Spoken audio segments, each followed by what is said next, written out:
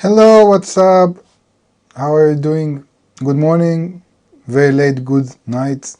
Depends if you moved your daylight time or whatever, and then you're getting this session 1 hour later than usual until the end of the month when we'll go back to normal. Anyway, we're on meeting number 9, doing frequently asked questions about Kabbalah. And before we dive into today's lesson, let's see what we had. What do students asked on the previous lesson? So Sam is asking, the meaning of life is attaining the Creator, and revealing that only this attainment of the Creator, adhesion to this force, is actual life. And what we defined as life before is not real life, it's more like a dream that we need to awaken from. Okay, another question of Funny Games, which I forgot, I'm sorry, the real name, but is there such a thing as a prophet? If there is, does it has a meaning like all prophets, and is it relevant to today? Yeah, well, actually, prophet, just like a sage or what other names you can, like a Kabbalist, there are like different levels of attainment of the Creator. And in the case of a prophet, what it means, I won't get into the specification because it won't help us to know which kind of sfirot and which kind of partzuf they actually attain or where they are. Bas Ram writes about it, you can Google it if you want. But I would just say that a prophet is somebody that attained the laws of the system as a whole, and then he knows, just like scientists in our world, to how do you say lachazot, like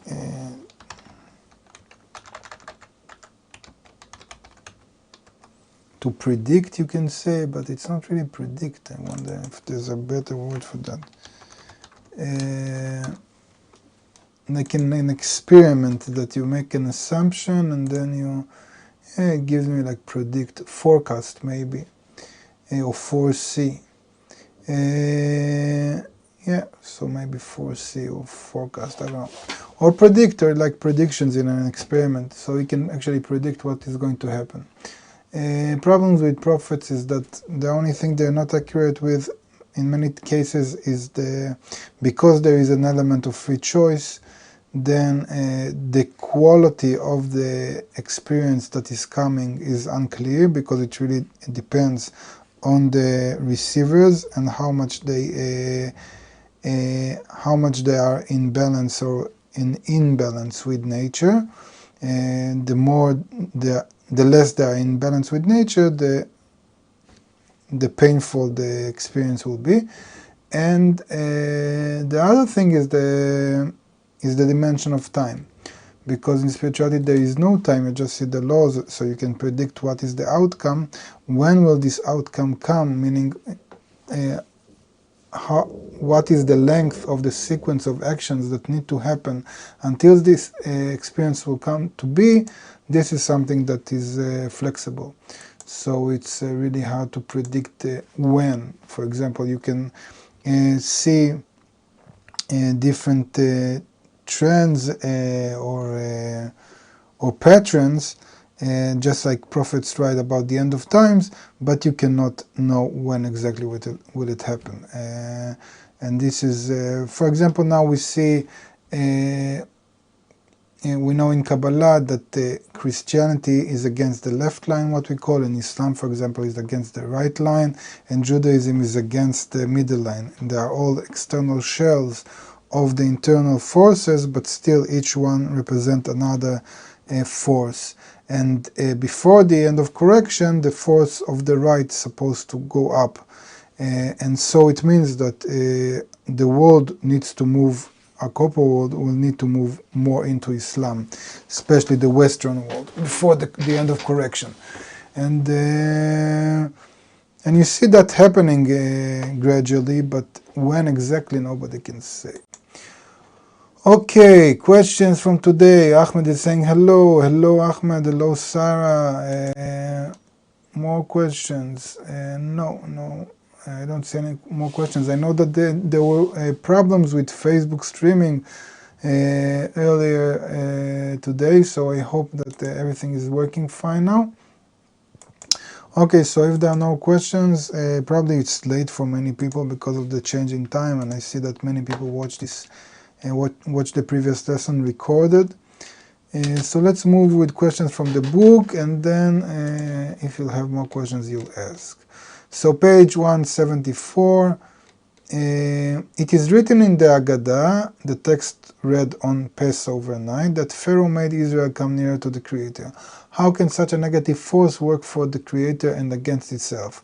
Well, it's not only in the Haggadah, actually also we have Purim coming up, and we know that in Purim, when the king wanted to raise Mordechai, after Mordechai saved the king, meaning the connection with the Creator, actually the Creator rose Aman, made him bigger. Because Aman is the force that moves the correction into an end, and we also see that Aman goes to the king and asks him what should be done with the person, or if you interpret that in an internal meaning, the internal force that helps the Creator or helps a man reveal the Creator. So the king tells him what to do, and then he tells him to do that to Mordechai. So it's another example how negative forces move creation until the end, that there is no difference between Aman and Mordechai. But before that, maybe we'll tell to the people who are not familiar with the Judaism symbols and the holidays, that all the symbols in Judaism actually stand for internal action inside of a person. So it's not like an historical thing or some kind of story or a moral story or whatever.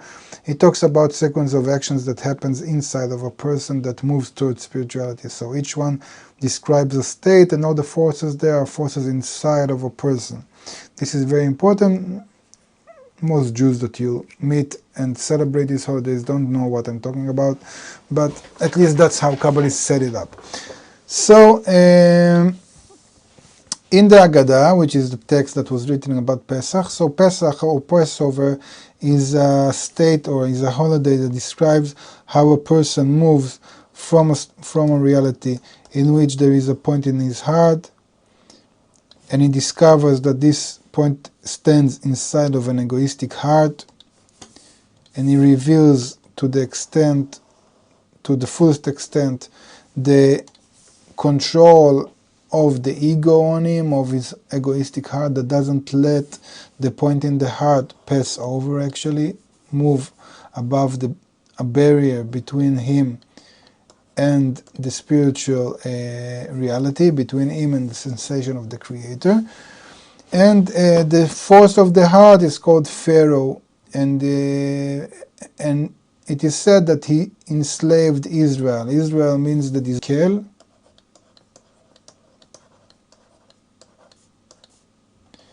which means Yashar Kel, which means straight to the Creator. Okay, so this is like the internal meaning of Israel. So the force that wants to rise above into adhesion with the Creator is called Israel, and the force that doesn't let it or enslaves it or leave it inside of the corporal reality is called Pharaoh, and the point that actually pulls the person or pulls this desire to spirituality from the ego is called Moses. In Hebrew, Moshe is from the word to pull or to draw. So it's like, so this is like Moses. It's another story there is about how a person exits his will to receive, how the will to receive wants to attain eternity inside of the ego. That's why they build the pyramids, and they want to live forever, and they worship the sun, which is like the will to receive direct fulfillment. And then you have the 10 blows that a person needs to go inside of him on his ego until he separates the ego from the point in the heart, and then he can move into a spiritual reality, and in the beginning this reality seems like a desert, meaning that it has no fulfillment for the ego, nothing to live from, and sometimes there are states in which a person wants to go back to Egypt, and he needs to go through the Red Sea. Sorry, what is this? It's like the tea is coming alive.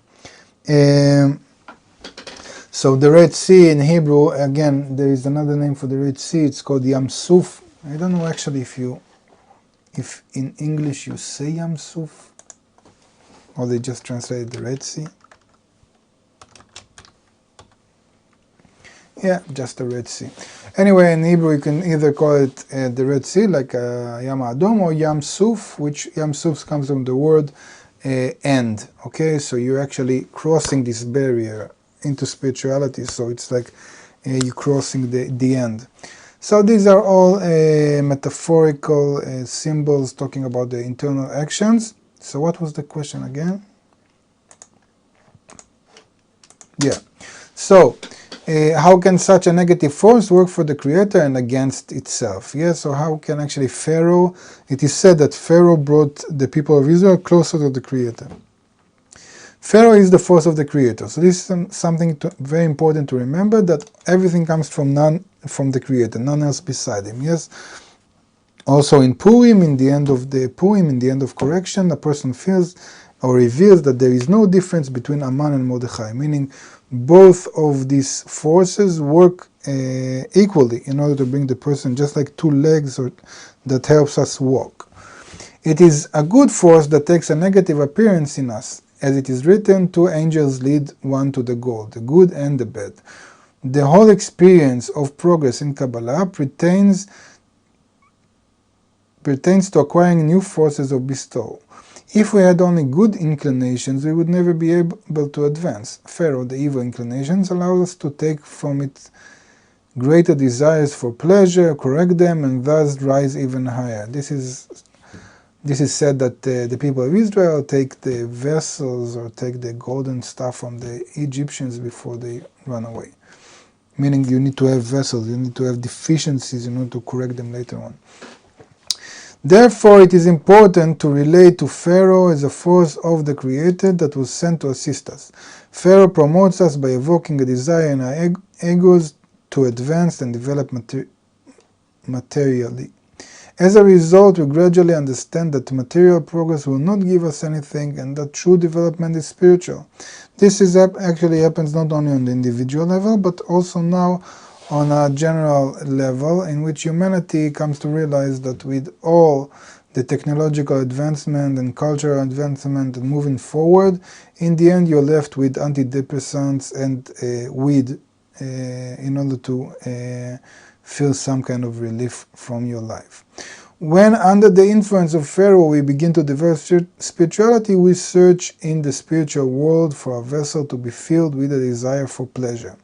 Thus, our own egoism, Pharaoh, is the motivating force behind everything. This is because we cannot receive the upper light in our will to receive without our intention to bestow, to be like the Creator. Okay, so Pharaoh actually pushes us to acquire the intention to bestow, so we can actually feel that desire. Instead, we can only enjoy the very small pleasure of our world that once gone, leave us feeling emptier and even more dissatisfied than before. Pharaoh motivates us to spirituality so that afterwards, when we receive the spiritual delight, he will take it for himself. In our world, Pharaoh motivates us to receive pleasure using a regular desire to please ourselves.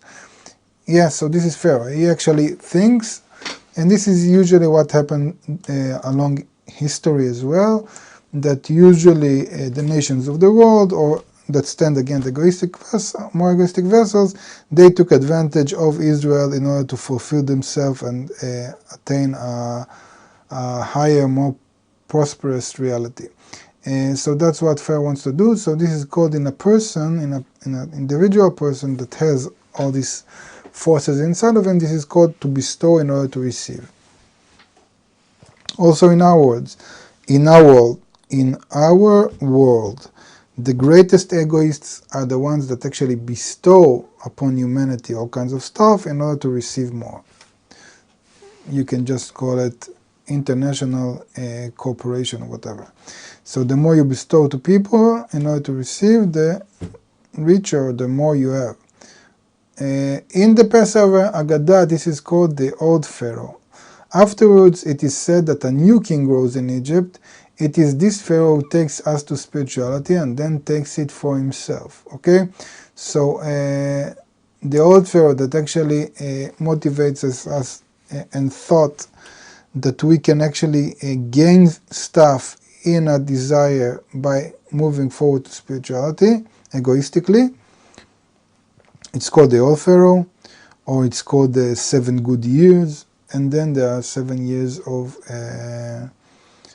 starvation, meaning that a person feels that there is nothing in spirituality and it's opposite to its will to receive, and is not certain if he wants to move forward to spirituality. And then there is a good, there's a very good process a person needs to go through, like, in order to realize for oneself, or to scrutinize for oneself, does he move to spirituality only to feel better, or does he move to spirituality because it's the truth, because it's an upper state that he's willing to feel emptier as long as he comes closer to the truth. And this is a new level of advancement. Okay, let's see if we have questions. Okay, no questions on Facebook, which is weird. I hope that it works properly.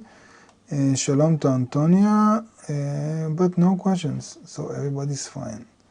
Or there is a problem in broadcasting, I don't know. Hopefully not. Okay, let's move. Science has already succeeded in cloning the biological body. What about the soul? The soul has no connection with the corporal body. A physical body can exist as a biological animate body with an enlivening force called the animate soul. Enlivening, wow, that's a nice word. But that has nothing to do with the upper soul. We do not ask ourselves why there are cows, chickens, or cats, or what kind of soul dwells in them. Yet they too have souls, but theirs are simply the animate force that sustains them, the same force that sustains our own bodies. Therefore, a body can be cloned, and there is no problem with that. In the future, all organs and eventually an entire body will be cloned, but the soul does not depend on the body, because man receives a soul according to well-defined spiritual laws on which physical and biological sciences have no bearing. This is why we cannot clone a soul. There are many people in our world whose upper soul does not exist at all. That soul is called the point in the heart. There are people who have it, and there are those who still don't. Incidentally, we cannot know who has it and who does not. Incidentally, am I pronouncing it correctly? I can never know. Let's see. Incidentally. Yeah, incidentally. Incidentally. I got it right. Okay, so what does the answer says actually? There is a level, corporal level, in which there are different bodies, either of animals or ours or whatever. And all these bodies, just like all of this reality, is held by a general force that helps it to sustain it in this corporal level of our world. And this is called the animate soul, or the force of life in our world. Beside that, sometimes, only in humans, and in some humans, not in all, it's a gradual process, appears a point in the heart, a desire for something higher. They can develop it, or they cannot develop, or they can not develop it. It's up to them. It's their free choice. If they decide to develop it, what they reveal is that what they had as a point of the heart is just a very tiny pixel, or like a seed, of the general soul. What is the general soul? The general soul is the structure of all the points in the heart brought together. So actually there are not many souls, there is only one real soul. And this soul is like the connection of all the desires in the level of speaking.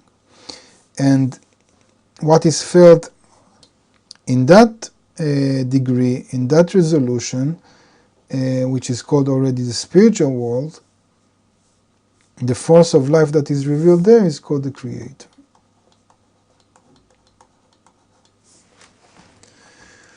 So now you understand you cannot actually clone a soul because there is only one soul. You cannot even clone your seed or your root in that soul that you were giving. You can just either realize it or not. Okay. Let's move forward. Next question. Oh, we got some question.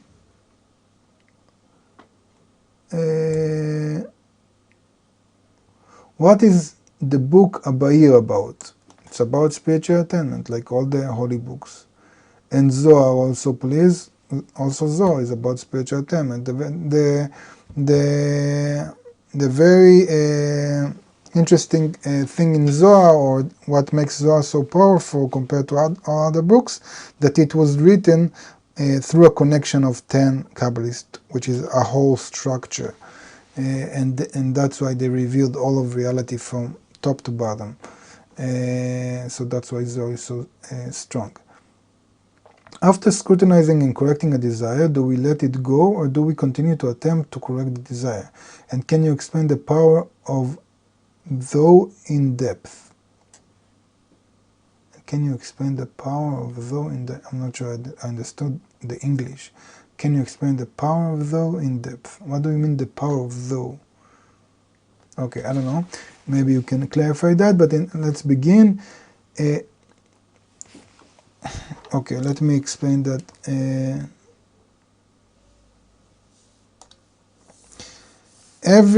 Sorry, you don't see this. Just a second. Every moment, or what we feel as a moment in our life, because time doesn't exist actually, every moment consists of some kind of record, some kind of information, a seed of information that has in it information about a desire. And when this information appears, we feel some kind of corrupted desire, egoistic desire. We need to realize it in the correct way. If we realize it in the correct way, we change the darkness into light, meaning that we have now a vessel with an intention to bestow, and so we reveal the Creator to that extent that is possible in that moment. This is called adhesion with the Creator. This is called bringing contentment to the Creator, relating reality back to Him. In Hebrew it's called leyached. How would you say leyached? I don't know. Leyached. I don't know if there's a word for that in English. To make everything one, or to bring everything into oneness.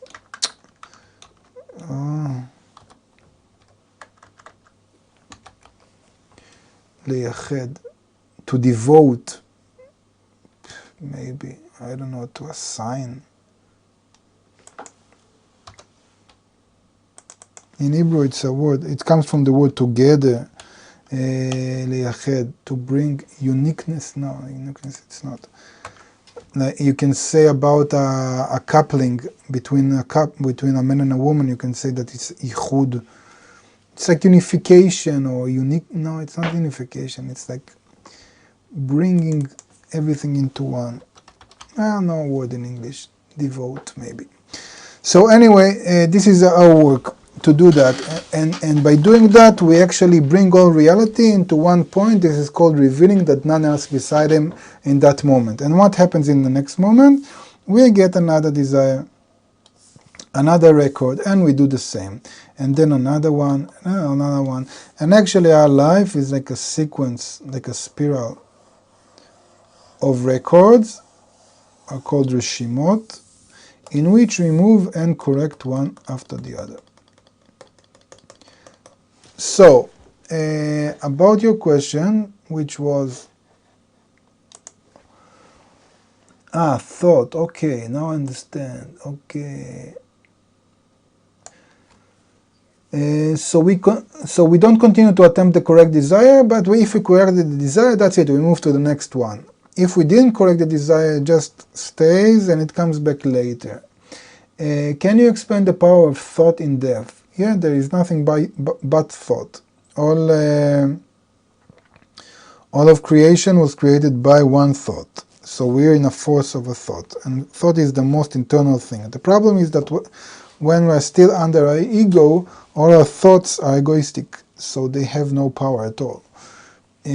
So we actually need to, work backwards, meaning in order to change my thought from egoistic to from reception to bestow, I actually need to play in externality, and this is why this world was given to us.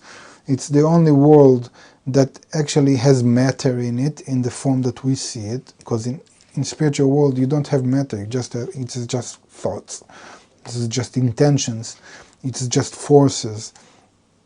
But we were given this corporal reality, so I can actually do things with my body which are against my thought.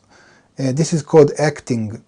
So I can actually go to a group of people that study Kabbalah, and together with them build some kind of laboratory in which each one of us is acting like he's bestowing, although his thoughts are completely egoistic. But by playing that I am so-called bestowing, I get an example from the others that they're doing the same. I take them as truth, and I start to change. This is like the power of advertising or education in our world. And so I can change through very simple corporal mechanism, and then my thoughts change. And if you attain thoughts in spirituality, then this is powerful. Ahmed is saying, words, sfirot, parzufim, what is the clear relations between them? Wow, these are heavy questions. Why do we come in the end? You can ask that in the beginning. This is very complicated. I'll do it in a very shallow way, okay? So you won't be completely disappointed. We divide the whole spectrum between the creator and the creature into, let's say, 5 main worlds called Adam Kadmon, Atzilut, Bria, Yetzirah, and Asiya. World come from the word in Hebrew Olam. Olam means Alem, concealment. So these are all levels of concealment of the Creator. Okay, so let's say that in Adam Kadmon I see the Creator as myself. Then later on it's like taking the glasses off. Then you dim the light. Then I go and walk way back, and then you close the light completely, and in our world, in our corporal world, we're in complete darkness, okay? Now, each world, each level of attainment is built from a sequence of parzufim. What is a parzuf? A parzuf, again, in very shallow way, a parzuf is what I've said before, that is called a kli, meaning a desire, together with an intention to bestow. Intention to bestow. So a kli together with intention to bestow is called a parzuf. Now parzuf in Hebrew means face. Why is it called face, this thing? Because you recognize, this is related to what we've talked here, you recognize a specific degree according to the correction you've made in that, meaning according to your vessel and your intention. This is the level of the Creator that you reveal. That's why in our world you reveal a person by his face, okay? So a parzuf is like that specific level, that specific desire and correction on it that reveal a certain extent from the Creator. Now, each parzuf is built from 10 sfirot. Actually, everything in reality is built from 10 sfirot. 2, 4, 6, 8. I need 2 more. Because sfirot is like the DNA of reality, okay? So we have 10 sfirot called Keter, Chokhmah,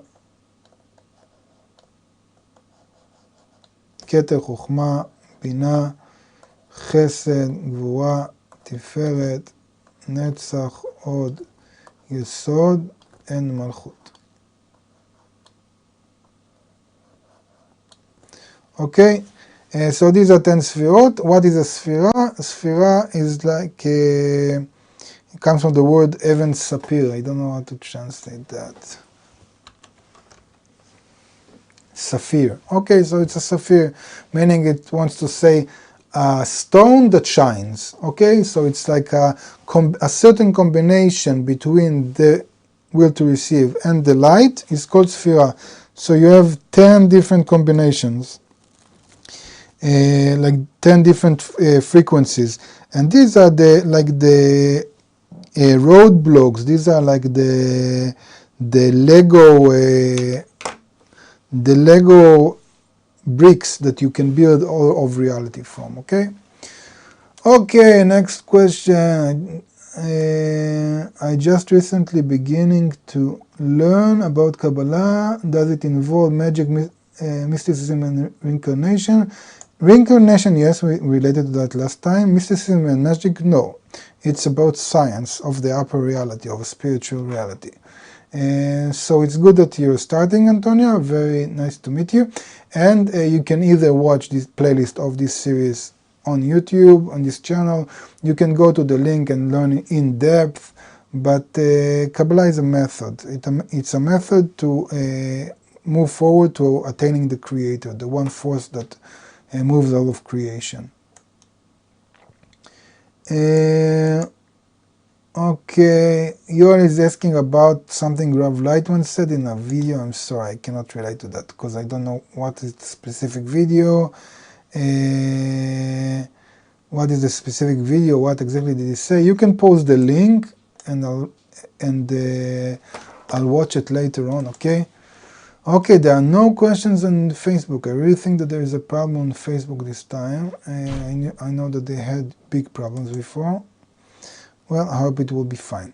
Okay, so we finished for today. Our time is up. We'll see you again on Sunday. So either Sunday late night New York time or Monday early morning Israel time, just like now. And that's it. And if you have questions, if you're watching this on VOD, first of all, if you watched it on Facebook and you couldn't ask any questions, then I'm sorry. Just head over to YouTube and ask once the video is posted, just ask there in the comments, and I'll relate to that next time. And that's true also if you're watching this on YouTube. And so thank you very much, and we'll meet next time. Bye bye.